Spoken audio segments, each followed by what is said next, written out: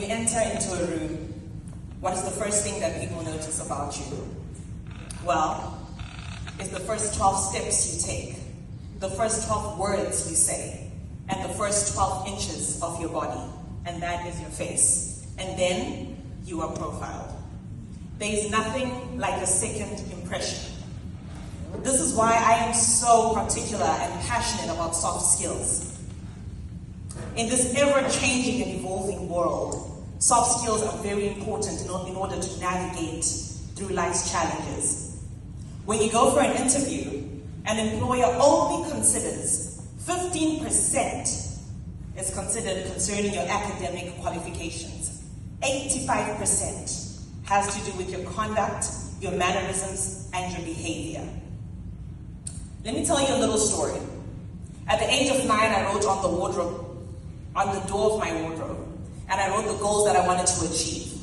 The first one was, I wanted to be a beauty queen, I wanted to be a famous author, I wanted to be a radio and television personality, I wanted to be married and have 5 kids, and I wanted to create a center where women could rest and relax. Well, the marriage and 5 kids hasn't happened yet, but watch this space. I didn't understand why I wanted to create this center for women and girls, but over time, I got to understand why. I was raised in a female-headed household by a single mother. My father died when I was only 5 years old. My mother lost her husband at the age of 36. All I know is the strength of a woman. I watched my mother become mother and father to 4 successful girls. Whilst I watched my mother, I watched other women as well. And I realized that they were victims of the triple role burden, which in gender is defined as the reproductive role, that is the nurturing and the raising of children, the productive role, that is adding to the GDP of the economy, and the community role, that is serving in society and going to church. Years later, I embarked into modeling. I did a modeling and grooming etiquette course. And what I learned in modeling and in pageantry is information that I wondered why it wasn't available to the average woman walking down the street. Why it wasn't available to the woman in the village, in the rural areas. I won Miss Zimbabwe. And the time I did pageantry, I learned time management. I learned how to answer questions. I learned how to cheer for the winner, even after you've lost. I also learned how to win. Years later, I went to university and I studied women and gender. And I realized that 10,000 graduates are being churned out annually in my country, Zimbabwe, in a country that faces 90% of youth unemployment. It is also the country that is amongst the highest in terms of literacy rates in Africa. It is also the country that is home to the majestic and beautiful Victoria Falls, Mosiatunya.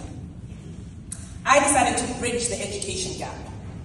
So I was working for women, and now I also started working for the youth, to include soft skills. And that is how I started my organization called Valued Image Social Enterprise, in order to update, enhance, and upgrade and develop the image of individuals so that they can become well-rounded human beings. I went on to study a master's in development. I learned about developing economies, developing nations, but I realized for us to develop economies, nations, and societies, individuals have to be developed first. I wrote a book called Kingdom Beauty Regime, and this book packages all of this that I'm talking about. It is currently being distributed in Zimbabwe. I'll tell you another story. I went for a job interview, and there was a long winding queue.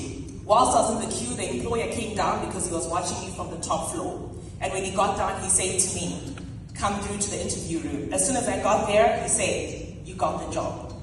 I asked him why and how. And he said to me, "Please market this pen for me," because it was a marketing job. And I did. And he said, "You got the job." And I said, "Please, may I give you my CV? I'm carrying my brown envelope with me." And he said, "No, I like the way you're standing, your posture." I was literally standing like this. Others were sitting, others were slouching. And he said, "That's what I'm looking for, done." Ladies and gentlemen, you need to have that undefinable characteristic or charm. When you enter into a room, you need to have that aura, that presence that people cannot explain. The French would love to call it je ne sais quoi. The world is moving too fast. It is not enough to be intelligent. It is not enough to be beautiful. It is not enough to be talented. You need to add on to your skills. This is the best time to be young, black, and African. Love yourself. Love your complexion. Love the way you look. Love your roots. Love where you come from. My final story in conclusion has to do with this fellowship. I applied several times to come for this fellowship and I didn't make it. I had several leaders from Zimbabwe who had come for this fellowship who helped me to apply. I still didn't make it. They believed in me. Finally, last year I had given up, and a fellow from Nigeria who had come to this fellowship was on my case. He found me on social media. I have never met him till this day.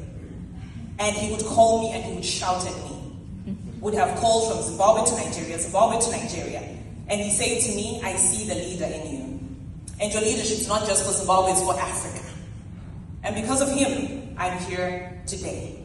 That takes us to the spirit of Ubuntu. Ubuntu pretty much sums up the soft skills that I'm talking about, interpersonal skills, personal skills. So let's go back to that place of Ubuntu so that Africa can unite. Africa can be back on the map. Because we are the only ones that have the true power to build Africa. Remember, gems are never polished without friction. And always be the best version of yourself. My name is Valerie Chiwonzo, and I hail from Zimbabwe.